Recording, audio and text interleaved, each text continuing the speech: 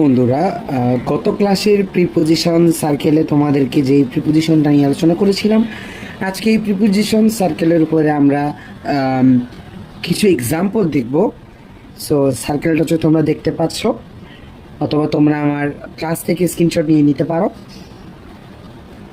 আমরা আজকে কি করব? আমরা আজকে পড়ব হচ্ছে প্রিপোজিশন সার্কেলের উপর কিছু এক্সাম্পল। সো চলো আমরা একটা একটা করে এক্সাম্পলগুলো দেখি। আমাদের সার্কেল হচ্ছে, দেখো আমরা প্রথম থেকে আসবো অ্যাভার্ব, ওভার। আমরা দুটা নিয়ে করব। প্রথমে অ্যাভার্ব হচ্ছে ওভার। অ্যাভার্ব মানে কি বোঝাচ্ছে? স্থির কোনো কিছু কি বোঝাচ্ছে, অর্থাৎ কি মানে স্থির, হ্যাঁ স্থির। আর ওভার মানে হচ্ছে কি গতিশীল, গতিশীল। তাহলে দেখো, আমরা যখন কোনো কিছু উপরে স্থির বুঝাই, টাচ করে না থেকে উপরে স্থির বুঝাই, তখন আমরা অ্যাভার্ব ইউজ করি। তাহলে যেমন মনে করো, the fan is অ্যাভাব my head. তাহলে কি, ফ্যানটি আমার মাথার উপরে। ফ্যানটি কোথায়? ফ্যানটি হচ্ছে আমার মাথার উপরে, অর্থাৎ ফ্যানটা আমার মাথার উপর আছে, কিন্তু জিনিসটা হচ্ছে কি স্থির। এটা টাচ করে নাই, কিন্তু আমার মাথার উপরে থেকে আছে। তাহলে এখানে আমরা কি ইউজ করবো? অ্যাভাব ইউজ করবো।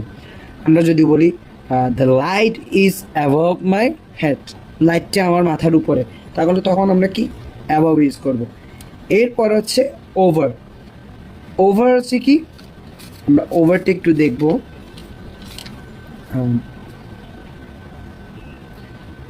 দ্য এরোপ্লেন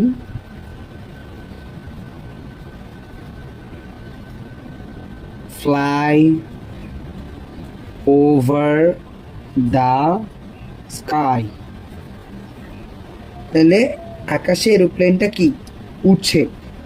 এরোপ্লেন কিন্তু উপরে কি আছে, হ্যাঁ, কিন্তু এটা হচ্ছে কি মুভিং, এটা হচ্ছে কি গতিশীল, এটা চলছে।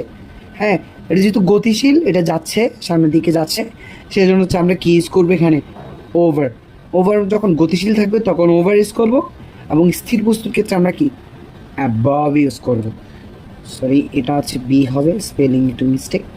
সো আশা করছি তোমরা এই এক্সাম্পল দুটো বুঝতে পেরেছো। আমরা এরপরে যাব হচ্ছে অন। অন অর্থ কি? অন অর্থ হচ্ছে উপরে, উপরে বোঝায়, উপরে। উপরে কিন্তু